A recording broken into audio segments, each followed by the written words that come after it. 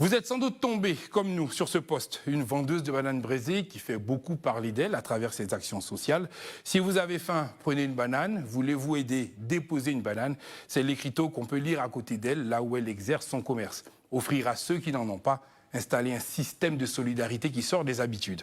Elle s'appelle Diabaté Ramata, de simple vendeuse de bananes plantain braisées. Elle incarne aujourd'hui une lueur d'espoir. Reportage. Son histoire nous a fait porter un regard sur nous-mêmes. Et en seulement quelques jours, elle est devenue la coqueluche des réseaux sociaux. Diabaté Ramata, une dame d'une cinquantaine d'années, vendeuse de bananes braisées, qui permet à qui n'a pas les moyens de venir à bout de sa faim en s'offrant gratuitement ses bananes. Sur les réseaux sociaux, cette action dénuée de tout intérêt est vue devenue virale. Et aujourd'hui, Ramata n'en revient pas de sa petite vie de star. Et ils sont de plus en plus nombreux, les Ivoiriens, qui veulent la rencontrer. Moi, je viens de la ville d'Agboville. J'ai vu ça sur le Facebook. Ce matin, j'ai pris mon ticket spécialement pour venir voir la vieille et confirmer elle fait du social. Et ce qui n'est pas évident. À son âge, vu sa position, elle se débrouille sans exception. Elle donne à qui elle veut. La quinquagénaire vit sa petite activité depuis 20 ans. À côté d'elle, la pancarte sur laquelle un message est marqué et qui ne laisse personne indifférent. Ne sachant ni lire, ni écrire, sa fille retranscrit sur papier la volonté de sa génitrice. Elle a l'habitude de faire de donner aux gens. Elle a l'habitude de donner aux gens. Il y a une école ici, sinon les élèves quand ils sortent à midi, souvent ils viennent. Elle leur donne des bananes pour manger. Et donc c'est mieux de faire une pancarte. Comme j'essaie d'écrire, j'essaie de lire une formation, donc j'ai écrit, mais fait un truc pour une coller pour qu'on puisse au moins se voir.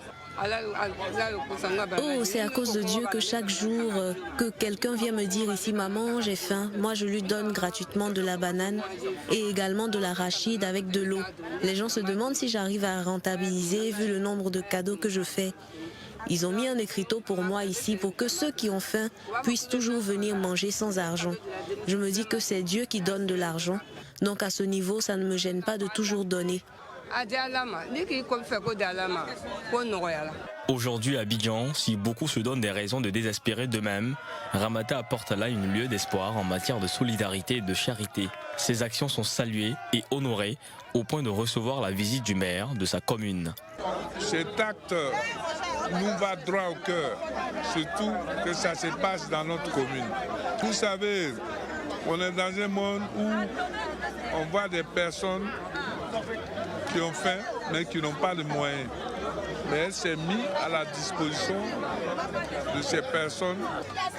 Je vais lui remettre la modique somme de 200 000 francs pour l'aider dans sa tâche.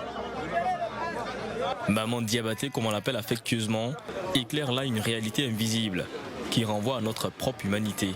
Notre capacité à regarder la souffrance de l'autre.